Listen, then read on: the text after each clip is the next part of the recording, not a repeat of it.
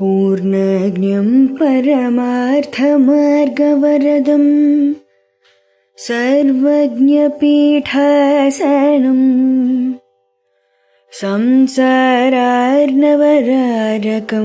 यतिवरं तत्त्वार्थसिद्धिप्रदम् पारिव्राज्यशिरोमणिं श्रितपरं देवी कटाक्षान्वितं श्रीमच्शङ्करमाश्रितेस्तवरदं सर्वावतारं श्रये। श्रीमच्शङ्करमाश्रितेस्तवरदं सर्वावतारं श्रये।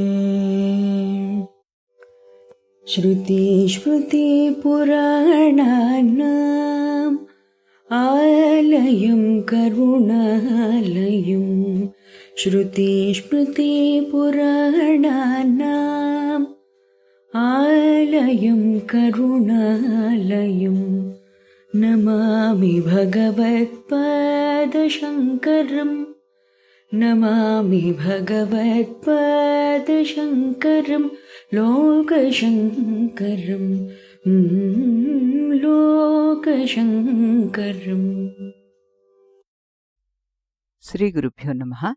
శ్రీ శ్రవణ ఛానల్కి శ్రోతలందరికీ కూడా మరొకసారి స్వాగతం. ఈరోజు మనం వివేక చూడామణిలో 262 శ్లోకాన్ని 63 శ్లోకాన్ని చెప్పుకోబోతున్నాం అనమాట. ముందుగా 62 శ్లోకాన్ని వినేద్దాం. నిర్వికల్పకమనల్పమక్షరం యత్క్షరాక్షర విలక్షణం పరం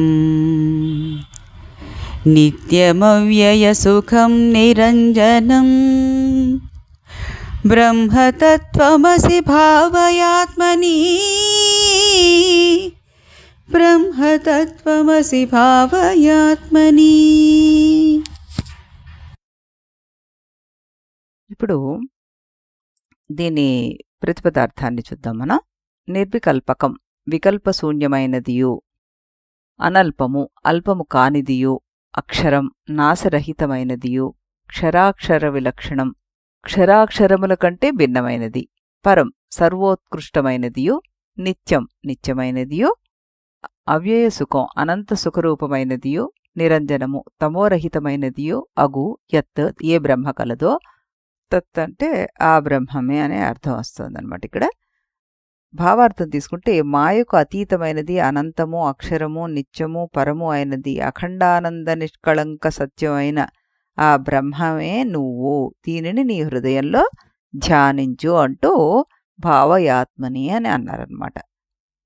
ఇక్కడ మనం చెప్పుకోవాల్సింది ఏంటంటే నిర్వికల్పం, వాసనల వల్ల మనోబుద్ధులలో అలజడిని రేపే వికల్పాలకి అతీతమైనది అని అర్థం చేసుకుంటే, వాసనలకు వెనుకగా ఉన్నప్పటికీ తానుగా నిశ్చలంగా నిష్కళంకంగా సదా ఉండేది అని అర్థం చేసుకోవాలి. ఇక్కడ ఈ శ్లోకంలో ఆదిశంకర భగవత్పాదులు వారు సాధకుని దృష్టిని జగత్తు నుండి నేరుగా పరబ్రహ్మ స్వరూపం పైన నిలిపేస్తుందన్నమాట. మనం చూసే ఈ ప్రపంచం అంతా వికల్పాలతోటి నిండి ఉంది. ఇది నేను, అది నువ్వు, ఇది మంచిది, అది చెడ్డది, ఇది నాది, అది పరాయిది అని మనసు ఎప్పుడూ భేదాలను సృష్టిస్తూనే ఉంటుంది. కానీ బ్రహ్మ నిర్వికల్పం, దానిలో రెండవది లేదు, భేదం లేదు, పోలిక లేదు. అందుకే ఉపనిషత్తులు మనకి ఏకమేవ అద్వితీయం అంటూ ప్రకటించాయి. భగవద్గీతలో శ్రీకృష్ణుడు ద్వావిమో పురుషో లోకే క్షరాక్షర ఏవచ అంటూ చెప్పారనమాట. అంటే అని క్షర అక్షరతత్వాలను చెప్పి వెంటనే ఆయన ఏమన్నారు, ఉత్తమ పురుషస్త్వన్య అన్నారు. వాటన్నిటికంటే పరమైన వాడు పురుషోత్తముని సూచిస్తున్నాడు అని. ఈ శ్లోకంలో క్షరాక్షర విలక్షణం పరం అనే పదం అదే గీతాతత్వాన్ని మనకి ప్రతిధ్వనింపజేస్తోందనమాట. నశించే జగత్తు క్షరం, మాయోపాధితో ఉన్న ఈశ్వరతత్వం అక్షరం. కానీ వాటికి అతీతమైన ఏ ఉపాధి తగలని స్వరూపం ఈ పరబ్రహ్మం అన్నమాట.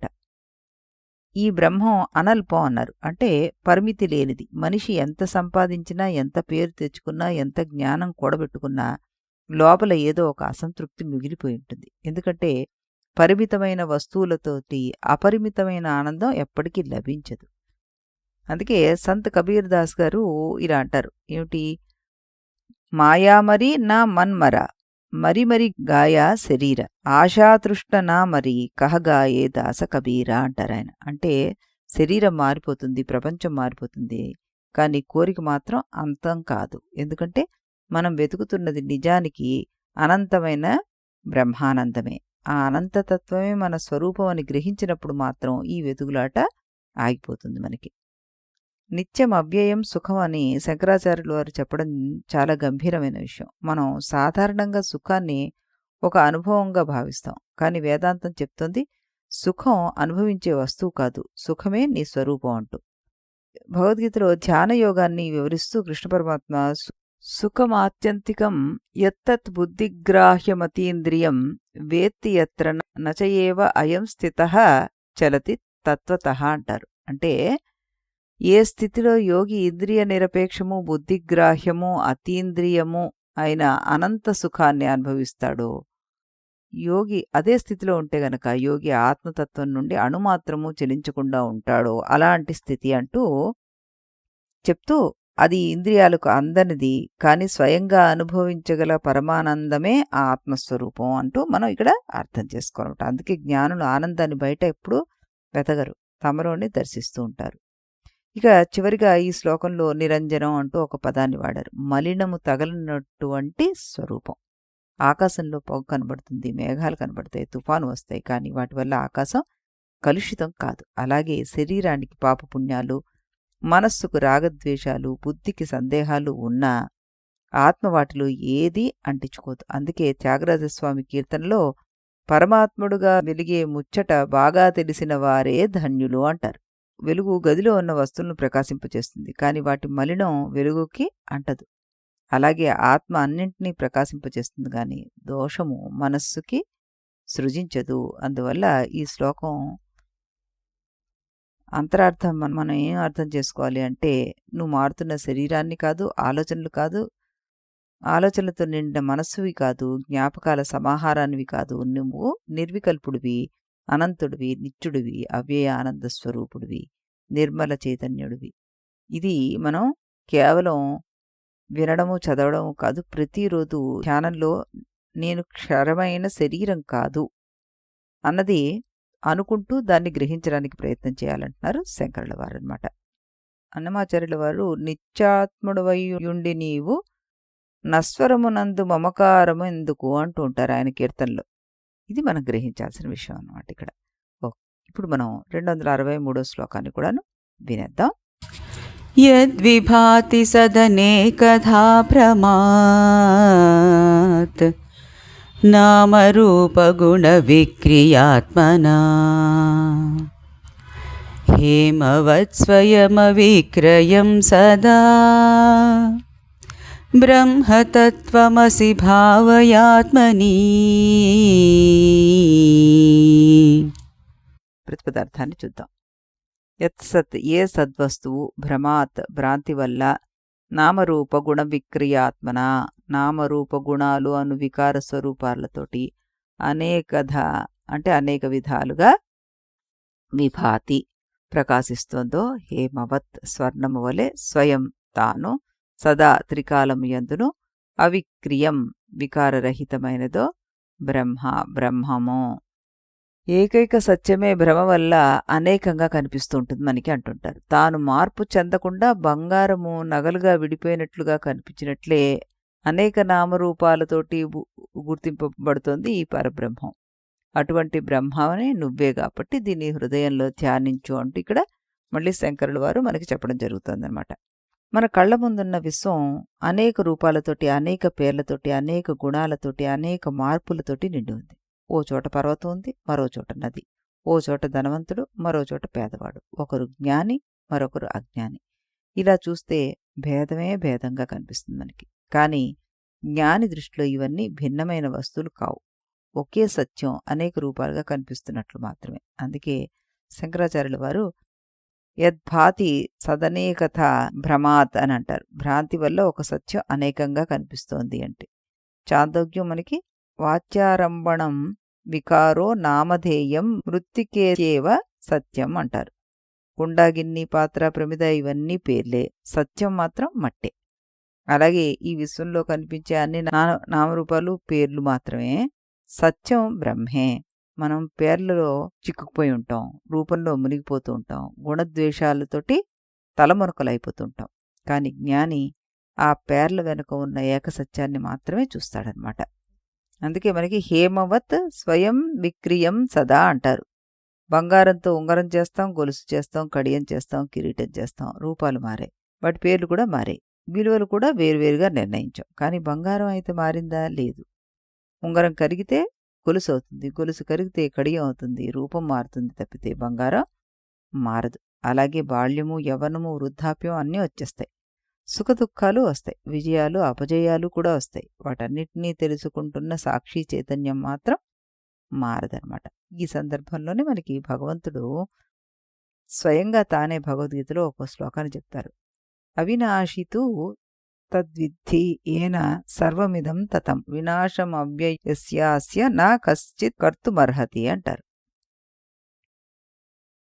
అంటే ఈ జగత్తంతా వ్యాపించి ఉన్న ఈ తత్వం అవినాశిది, దాన్ని ఎవరూ నాశనం చేయలేరు.